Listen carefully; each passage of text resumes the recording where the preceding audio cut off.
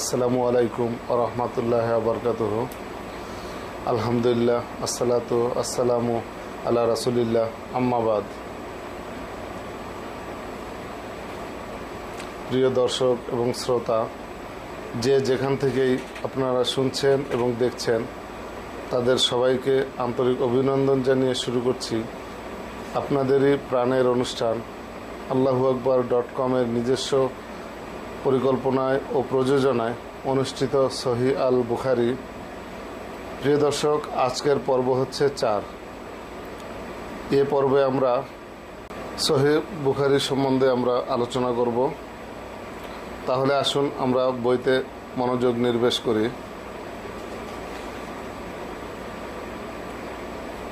সহিহ বুখারী হাদিস শাস্ত্রে ইমাম আবু আবদুল্লাহ মুহাম্মদ বিন ইসমাইল বুখারী রাহমাহুল্লাহ এর রচিত ও সংকলিত গ্রন্থাবলীর মধ্যে সর্বাধিক প্রসিদ্ধ আল জামেউস সহিহ।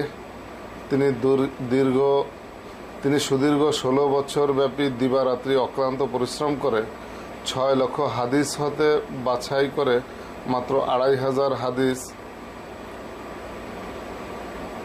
পুনরুক্তি সহ 7000 হাদিস গ্রহণপূর্বক আল জামেউস সহিহ গ্রন্থ সংকলন করেন। এই গ্রন্থ তার আসল নামে পরিচিত না হয়ে গ্রন্থাগারের নামেই সাধারণ প্রসিদ্ধ হয়ে রয়েছে। এ গ্রন্থের পূর্ব নাম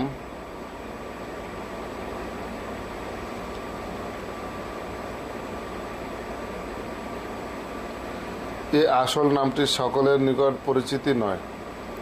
সাধারণ এই গ্রন্থ সহিহ বুখারী নামেই পরিচিত। সহিহ বুখারী সংকলনের কাজ সম্পাদন করার উদ্দেশ্যে ইমাম বুখারী রাহমাহুল্লাহ মদিনা মুনওয়ারায় গমন করেন।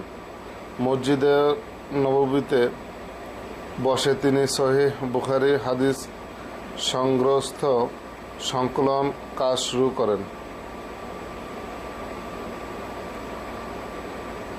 শুধুমাত্র তিনি নিজের স্মরণশক্তি ও লিখিত নথিপত্রের উপর নির্ভর করেই এ কাজ অগ্রসর হন নাই, বরং একান্তভাবে নিয়তের বিশুদ্ধতা ও আন্তরিকতার সাথে সাথে তাকওয়া ও পবিত্রতার উপরও তিনি বিশেষ গুরুত্বারোপ করেন। প্রতিটি হাদিস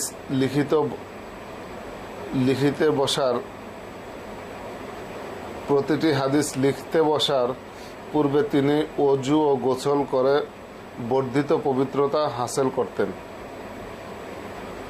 2 রাকাত নফল নামাজ আদায় করতেন এবং ইস্তেখারার মাধ্যমে সম্মতি লাভ করে এই হাদিসগুলি সন্নিবেশিত করতেন।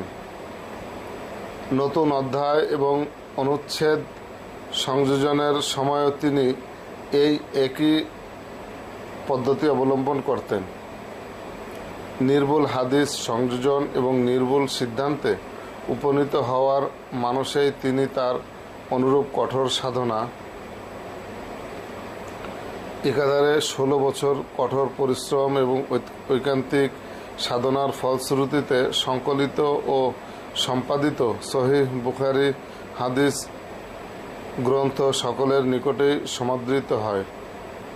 সমকালীন মুহাদ্দিস ও হাদিস বিশেষজ্ঞ পণ্ডিত মণ্ডলী এই মহাগ্রন্থের চুলচেরা বিচার বিবেচনা, পরীক্ষা নিরীক্ষা, আলোচনা, সমালোচনা এবং পর্যালোচনা করেন। সমগ্র উম্মত সর্বসম্মতভাবে এই গ্রন্থটিকে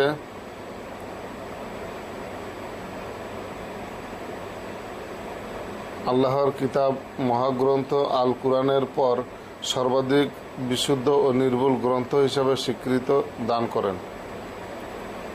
এই মহাগ্রন্থের জনপ্রিয়তা ও গুরুত্ব হৃদয়ঙ্গম করার জন্য শুধুমাত্র এতটুকু বলাই যথেষ্ট যে ইমাম বুখারী রাহমাহুল্লাহ এর নিকট হতে প্রায় 90,000 মুহাদ্দিস এই গ্রন্থের আবৃত্তি শ্রবণ করেছেন।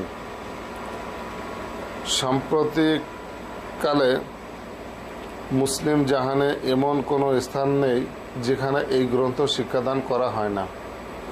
ইসলামী শিক্ষার শিক্ষার্থীগণ এই গ্রন্থ অধ্যয়নের মাধ্যমে উচ্চশিক্ষিত আলেমরূপে স্বীকৃত হয়ে থাকেন। সহিহ বুখারীর প্রায় 1800 বর্ণনাকারীর মধ্যে 101 জন রয়েছেন রাসূলুল্লাহ সাল্লাল্লাহু আলাইহি সাল্লামের সাহাবী, যাদের বিশুদ্ধতা সম্পর্কে কোনো প্রশ্নই উঠতে পারে না। তাদের সততা এবং বিশিষ্ট গুণাবলী মুসলিম জাহানে পূর্বাপর সদা সর্বদাই সর্ববাদী সম্মত। অবশিষ্ট বর্ণনাকারীগণ অধিকাংশই বিশিষ্ট তাবেঈ এবং তাদের অনুসারী উলামা মণ্ডলী। তারা সকলেই ছিলেন ইসলামের সোনালী যুগের একজন স্বনামধন্য ব্যক্তিত্ব।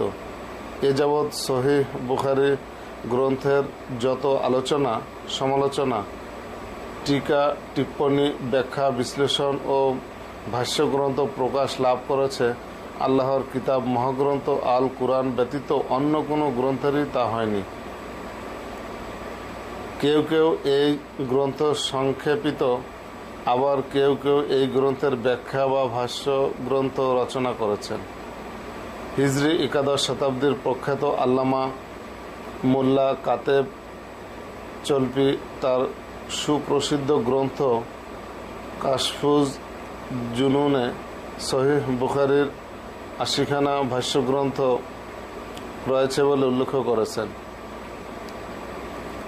এরপর হতে বর্তমান সময় পর্যন্ত অনুসন্ধান করলে সহিহ বুখারীর ভাষ্যগ্রন্থের সংখ্যা শতাধিক বলে অনুমান করা যায়।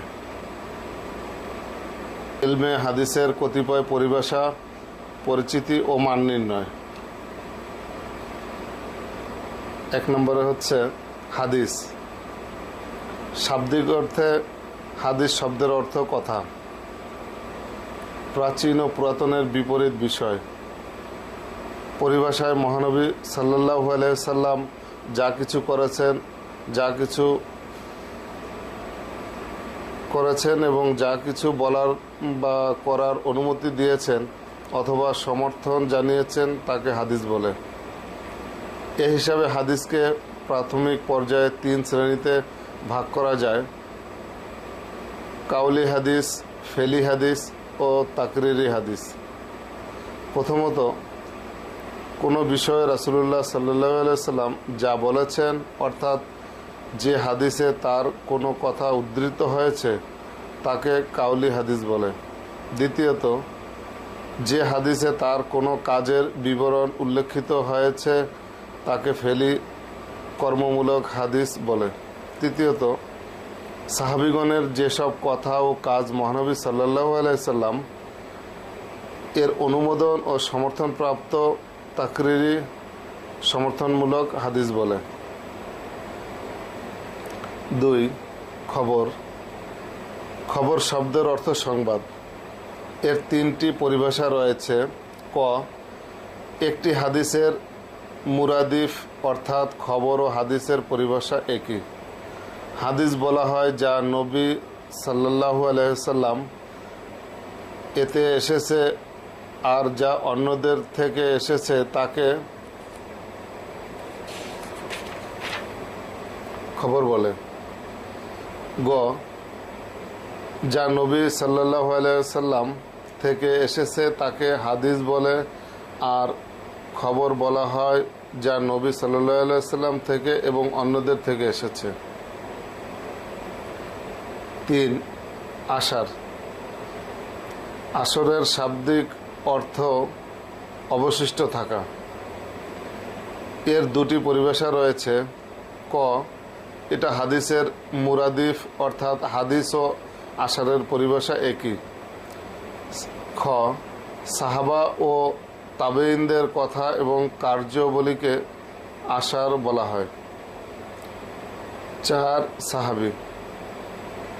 যে ব্যক্তি ঈমানের সাথে রাসূলুল্লাহ সাল্লাল্লাহু আলাইহি সাল্লামের সহচর্য লাভ করেছেন বা তাকে জীবনে একবার দেখেছেন এবং ঈমানের সাথে মৃত্যুবরণ করেছেন তাকে সাহাবী বলে। 5. তাবেঈ। যিনি ঈমানের সাথে অর্থাৎ রাসূলুল্লাহ সাল্লাল্লাহু আলাইহি সাল্লামের কোনো সাহাবীর সাক্ষাৎ লাভ করেছেন অথবা অন্ততপক্ষে তাকে দেখেছেন এবং মুসলিম হিসাবে মৃত্যুবরণ করেছেন তাকে তাবেঈ বলে।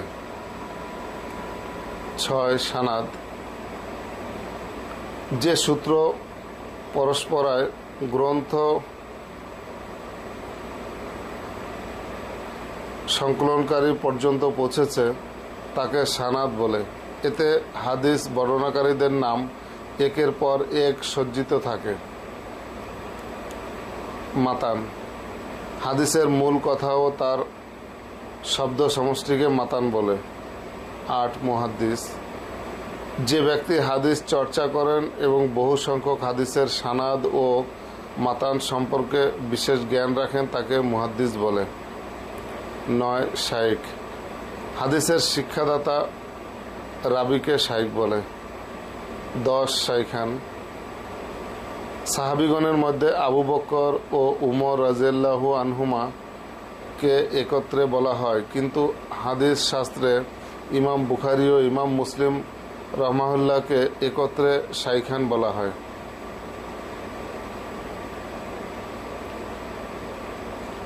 11 রাবি, যিনি হাদিস বর্ণনা করেন তাকে রাবি বা বর্ণনাকারী বলে। 12 রিজাল, হাদিসের রাবি সমষ্টিকে রিজাল বলে।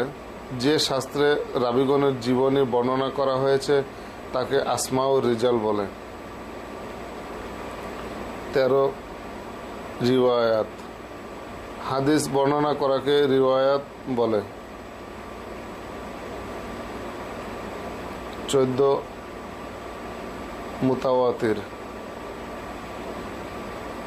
যে হাদিস প্রতিটি যুগে এত অধিক সংখ্যক রাবি বর্ণনা করেছেন যাদের প্রতি মিথ্যার উপর একত্রিত হওয়া অসম্ভব, এরূপ বর্ণিত হাদিসকে মুতাওয়াতির বলা হয়।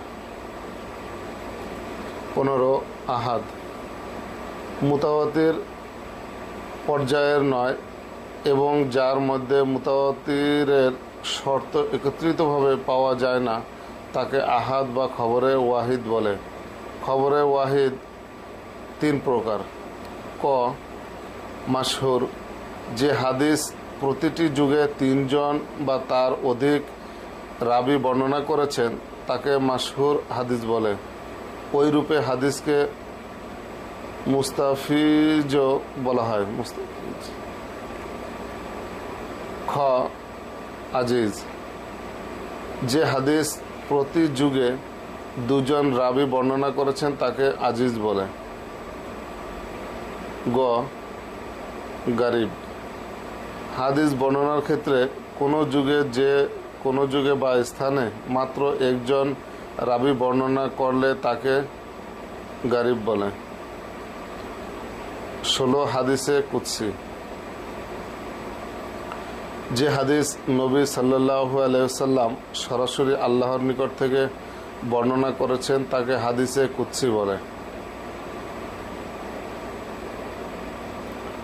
17 মারফু, যে সানাদের ধারাবাহিকতা রাসূলুল্লাহ সাল্লাল্লাহু আলাইহি ওয়াসাল্লাম থেকে হাদিস গ্রন্থ সংকলনকারী পর্যন্ত সংরক্ষিত আছে এবং মাঝখান থেকে কোনো রাবির নাম বাদ পড়েনি তাকে মারফু হাদিস বলে। 18 মাশহুর, আজিজ ও গারিব, এ সকল হাদিস গ্রন্থ ও বর্জন 2 প্রকার। ক, মকবুল। খ, মারদুদ। মকবুল হাদিস 4 প্রকার। ক, সহিহ লিজাতিহি, যে হাদিস সানাদের প্রথম হতে শেষ পর্যন্ত অবিচ্ছিন্নভাবে ন্যায়পরায়ণ, নির্ভরযোগ্য এবং পূর্ণাঙ্গ আত্মশক্তি ও হিফজের গুণাবলী সম্বলিত বর্ণনাকারীর মাধ্যমে সাজ এবং ত্রুটিবিহীনভাবে বর্ণিত হয়েছে তাকেই বলা হয় সহিহ হাদিস। এটিকে সহিহ লিজাতিহি ও বলা হয়। খ, হাসান লিজাতিহি, যে হাদিস সানাদের প্রথম হতে শেষ পর্যন্ত অবিচ্ছিন্নভাবে ন্যায়পরায়ণ, নির্ভরযোগ্য এবং কিছুটা ত্রুটিযুক্ত আয়ত্তশক্তি ও হিফজের গুণাবলী সম্বলিত বর্ণনাকারীর মাধ্যমে সাজ এবং ত্রুটিবিহীনভাবে বর্ণিত হয়েছে তাকেই বলা হয় হাসান হাদিস। এটিকে হাসান লিজাতিহিও বলা হয়। গ সহিহ লিগাইরিহি, অন্যের কারণে সহিহ। এটি মূলত হাসান লিজাতিহি, কিন্তু হাসানের একাধিক মূল সূত্র পাওয়া গেলে সে সময় হাসান হতে সহিহার পর্যায়ে উত্তীর্ণ হয়ে যায়, তবে এর স্তরটি সহিহ লিজাতিহির চেয়ে নিম্ন পর্যায়ের। ঘ হাসান লিগাইরিহি, অন্যের কারণে সহিহ। এটি মূলত দুর্বল হাদিস, কিন্তু যখন তা একাধিক সূত্রে বর্ণিত হয় এবং হাদিসটির বর্ণনাকারী ফাসিক বা মিথ্যার দোষে দূষিত হবার কারণে দুর্বল না হয়, তখন এটি অন্যান্য সূত্রগুলোর কারণে হাসানের পর্যায়ভুক্ত হয়ে যায়, তবে এর স্তরটি হাসান লিজাতিহির চেয়ে নিম্ন পর্যায়ের।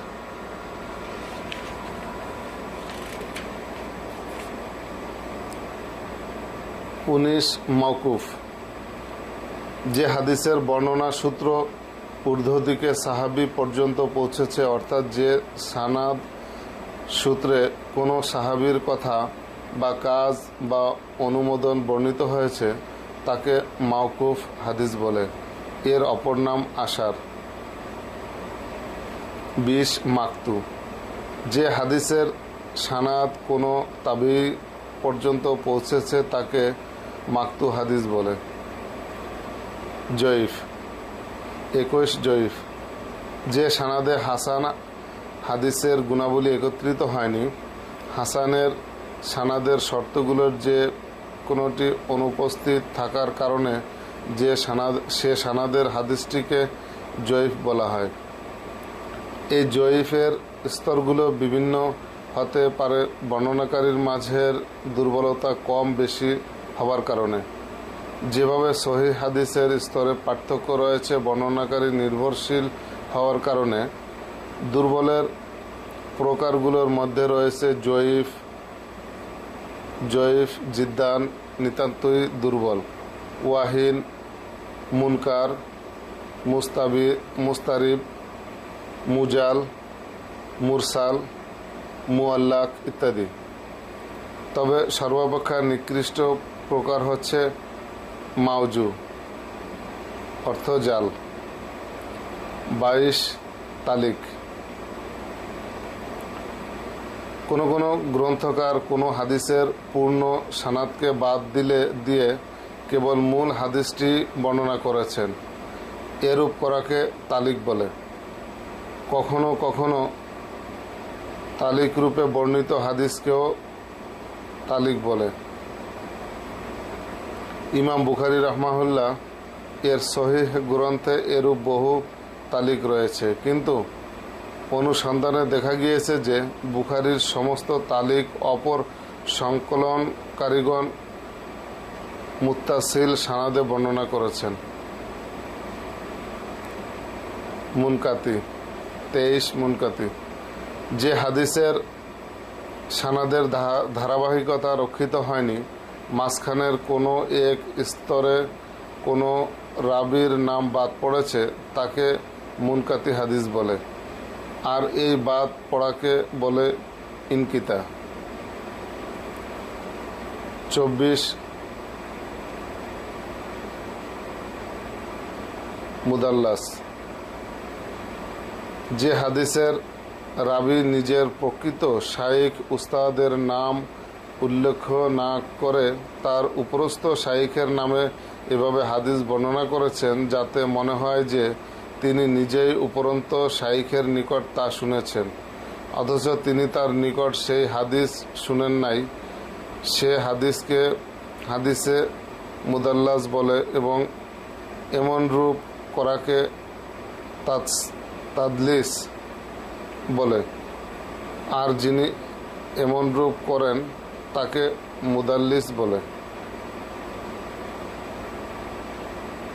25 মুস্তারাব, যে হাদিসের রাবি হাদিসের মতন বা সানাদকে বিভিন্ন প্রকার গোলমাল করে বর্ণনা করেছেন সে হাদিসকে হাদিসে মুস্তারাব বলে। 26 মুদ্রাজ, যে হাদিসের মধ্যে রাবি নিজের অথবা অপরের উক্তিকে প্রক্ষেপ করেছেন সে হাদিসকে মুদ্রাজ বলে এবং এমন রূপ করাকে ইদরাজ বলে। ইদরাজ হারাম, অবশ্য যদি এ দ্বারা কোনো শব্দ বা বাক্যের অর্থ প্রকাশ করা হয় এবং একে মুদ্রাজ বলে সহজে বোঝা যায় তবে তা দোষণীয় নয়। 27 মুত্তাসিল, যে হাদিসের সানাদের ধারাবাহিকতা উপর থেকে নিচ পর্যন্ত পূর্ণরূপে রক্ষিত আছে, কোনো স্তরেই রাবির নাম বাদ পড়েনি, তাকে মুত্তাসিল বলে। 28 মুজাল, যে হাদিসের সানাদ থেকে পরপর দুইজন রাবির নাম বাদ পড়েছে তাকে হাদিসে মুজাল বলা হয়। মুসনাদ, 29 মুসনাদ, যে হাদিসের সানাদ কোনো প্রকার বিচ্ছিন্নতা ব্যতীতই রাসূল সাল্লাল্লাহু আলাইহি সাল্লাম পর্যন্ত পৌঁছেছে তাকে মুসনাদ বলা হয়। আমাদের নিকট পৌঁছার দিক দিয়ে হাদিস দু প্রকার, মুতাওয়াতির ও আহাদ। 30 মুরসাল, যে হাদিসের সনদে সাহাবীর নাম বাদ পড়েছে এবং তাবেঈ সরাসরি রাসূলুল্লাহ সাল্লাল্লাহু আলাইহি সাল্লাম এর নামোল্লেখ করে হাদিস বর্ণনা করেছেন তাকে মুরসাল হাদিস বলে। মুতাবি ও শাহিদ 31, এক রাবির হাদিসের অনুরূপ যদি অপর রাবির কোনো হাদিস পাওয়া যায় তবে দ্বিতীয় রাবির হাদিসটিকে প্রথম রাবির হাদিসটির মুতাবি হয়। যদি উভয় হাদিসের মূল রাবি অর্থাৎ সাহাবী একই ব্যক্তি হন, আর এমন রূপ হওয়াকে মুতাবাআত বলে। যদি মূল রাবি একই ব্যক্তি না হন তবে দ্বিতীয় ব্যক্তির হাদিসকে শাহিদ বলে, আর এমন রূপ হওয়াকে শাহাদাত বলে। মুতাবাআত ও শাহাদাত দ্বারা প্রথম হাদিসটির শক্তি বা প্রমাণ্যতা বৃদ্ধি পায়। 32 মুনকার, 32 মুনকার, দুর্বল বর্ণনাকারী কর্তৃক নির্ভরশীল বর্ণনাকারীর বিরোধিতা করে বর্ণনা করাকেই বলা হয় মুনকার হাদিস। এরূপ বর্ণনাকারীর হাদিস গ্রহণযোগ্য নয়। অন্য ভাষায় মুনকার বলা হয় সেই হাদিসকে যার সানাদে এমন এক বর্ণনাকারী আছেন যার বেশি ভুল হয় বা যার অসতর্কতা বৃদ্ধি পেয়েছে কিন্তু পাপাচার প্রকাশ পেয়েছে। 33 সাজ, যে হাদিসটি গ্রহণযোগ্য ব্যক্তি তার মতোই একাধিক বা তার চেয়ে উত্তম ব্যক্তির বিরোধিতা করে বর্ণনা করেছে সেটিকে বলা হয় সাজ। এরূপ হাদিস গ্রহণযোগ্য নয়। 34 মাজহুল, যে বর্ণনাকারীর সত্তা বা গুণাবলী সম্পর্কে কিছুই জানা যায় না তাকেই বলা হয় মাজহুল। এরূপ বর্ণনাকারীর হাদিস গ্রহণযোগ্য নয়। মুজাল, যে সানাদের দুই বা ততোধিক বর্ণনাকারী পর্যায়ক্রমে উল্লেখিত হয়নি সেই সানাদের হাদিসকে বলা হয় মুজাল। এরূপ হাদিস দুর্বলের পর্যায়ভুক্ত, গ্রহণযোগ্য নয়।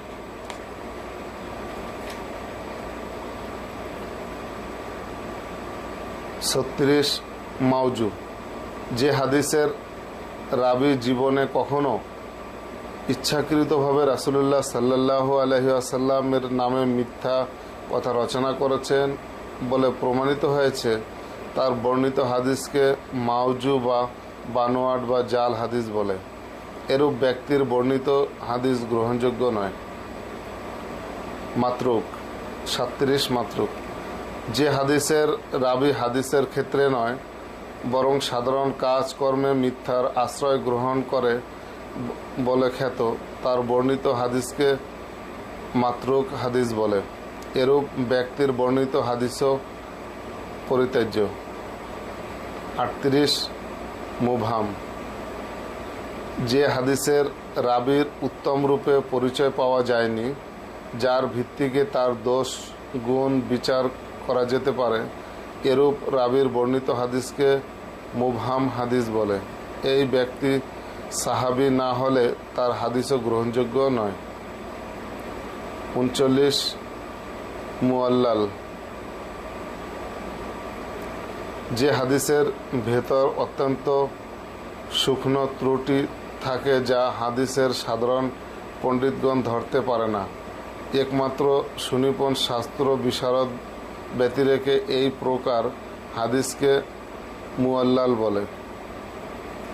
এরূপ ত্রুটিকে ইল্লত বলে। ইল্লত হাদিসের পক্ষে মারাত্মক দোষ, এমনকি ইল্লত যুক্ত হাদিস সহিহ হতে পারে না। প্রিয় দর্শক এবং শ্রোতা, আজকে এই পর্যন্তই। আমরা হাদিস শুরু করার পূর্বে যে আলোচনাগুলি শুনলেন, ইনশাআল্লাহ আগামী পর্ব থেকে আমরা মূল হাদিসের আলোচনা শুনব। এই বলে আজকে আমার আলোচনা শেষ করছি। আগামী পর্বের আমন্ত্রণ জানিয়ে আজকে এ পর্যন্ত বিদায় নিচ্ছি। আসসালামু আলাইকুম ওয়া রাহমাতুল্লাহি ওয়া বারাকাতুহু।